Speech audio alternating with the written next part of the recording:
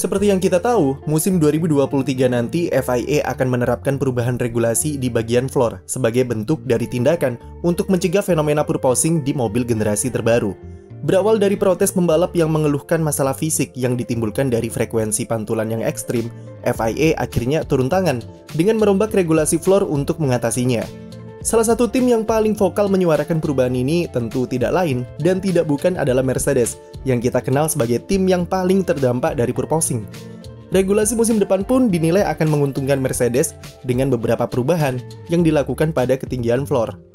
Tapi sebenarnya tidak ada jaminan kalau regulasi 2023 akan membantu Mercedes kembali kompetitif, atau bahkan Mercedes bisa saja malah dirugikan dengan perubahan regulasi floor yang mereka minta sendiri dan justru tidak terlalu berdampak pada Red Bull serta Ferrari.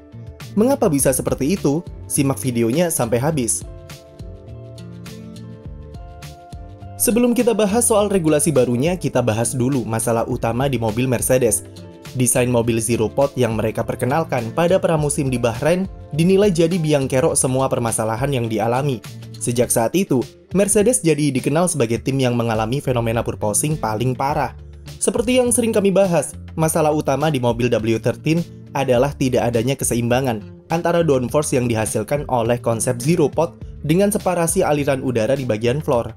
Selain itu, purposing di mobil Mercedes juga muncul karena untuk mencapai tingkat downforce yang optimal, mereka harus mengatur ketinggian mobilnya menjadi sangat rendah dengan aspal dan settingan suspensi yang keras. Tapi sayangnya, Mercedes memiliki suspensi travel yang relatif kecil, dan itu membuat mobil mereka lebih mudah mengalami pantulan purposing ataupun bottoming dengan aspal yang tidak terkendali. Mercedes sejatinya sudah bisa mengatasi masalah tersebut dengan merombak desain floor mereka supaya lebih mengatur separasi airflow di terowongan. Hal tersebut memang memangkas sedikit downforce yang bisa dihasilkan, tapi setidaknya mobil masih mampu menjaga downforce di level yang optimal di tikungan cepat tanpa mengalami purposing. Cara ini merupakan solusi terbaik bagi Mercedes daripada menaikkan ketinggian mobil atau ride height yang bisa membuat mobil kehilangan jumlah downforce yang banyak di tikungan. Tapi jika kita melihat solusi yang diterapkan di mobil Red Bull serta Ferrari, maka kita bisa melihat perbedaan pendekatan yang dilakukan oleh ketiga tim ini. Red Bull dan Ferrari mengadopsi hal yang sama, yaitu mereka menaikkan sedikit area floor di bagian belakang dengan membuat semacam lubang terowongan kecil. Itu akan menghubungkan aliran udara yang mengalir dari depan dan akan diarahkan ke ban belakang. Tujuannya adalah meningkatkan kontrol dan konsistensi aliran udara sambil tetap menghasilkan tingkat downforce yang tinggi dengan menjaga floor tetap merendah ke aspal. Desain terowongan kecil semacam itu akan mencegah floor bekerja terlalu keras di tikungan cepat yang bakal berpotensi menghasilkan purposing. Tapi di dalam waktu yang sama, itu juga membuat floor lebih menempel ke trek ketika menikung dan membantunya menghasilkan downforce yang optimal. Berbeda dengan solusi yang diberikan oleh Mercedes yang memilih merombak desain pinggir floor mereka dan menerapkan area yang cukup datar sepanjang floornya. Disinilah regulasi 2023 akan mulai bermain dan berpotensi berdampak negatif ke Mercedes. Meski dalam pembahasannya banyak sekali intrik politik yang menyertai, tapi pekan lalu FIA akhirnya berhasil mencapai kesepakatan dalam penerapannya musim depan. Sebelumnya dalam proposal awal regulasi dituliskan jika floor akan dinaikkan sebesar 25 mm. Tapi setelah berbagai protes dari tim, FIA akhirnya setuju untuk menguranginya menjadi naik 15 mm saja untuk bagian floor. Sementara poin perubahan regulasi lainnya tetap sama, yaitu menambah ketinggian area diffuser throat, lalu tes kelenturan floor yang lebih ketat, serta yang terakhir adalah pemasangan sensor amplitudo pantulan. Untuk masalah ini kita akan fokus pada poin penambahan ketinggian floor sebesar 15 mm yang membuat para insinyur F1 pusing.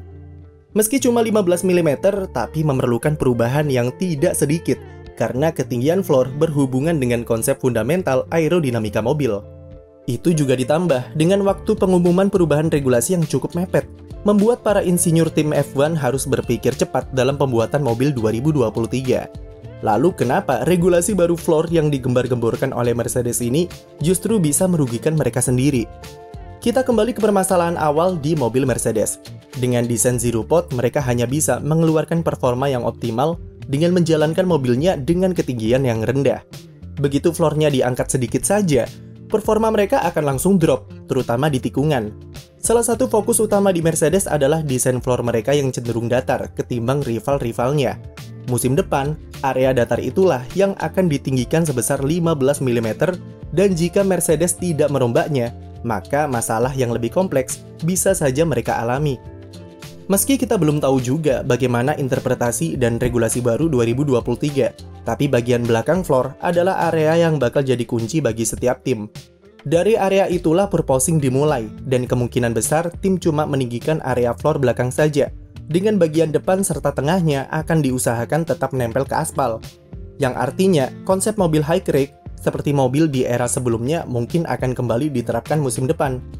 Red Bull mungkin adalah tim yang seharusnya paling senang karena mereka sudah sangat paham dengan konsep high rake dan tahu bagaimana cara memaksimalkannya. Mobil musim ini saja mereka sudah menerapkan konsep high rake tersebut di mobil RB18 dan terbukti berhasil bekerja secara optimal. Red Bull hanya perlu membuat mekanisme untuk membuat pusaran angin atau vortex tambahan supaya bisa mengunci aliran udara di bawah floor. Yang jelas, inti dari perubahan regulasi 2023 itu adalah memangkas downforce yang bisa dibuat dari area floor untuk mengurangi potensi terjadinya purposing. Tapi bagi tim, mereka akan menerapkan regulasi tersebut dengan pemikiran bagaimana caranya supaya jumlah downforce yang hilang tidak terlalu berpengaruh pada performa mobil di tikungan.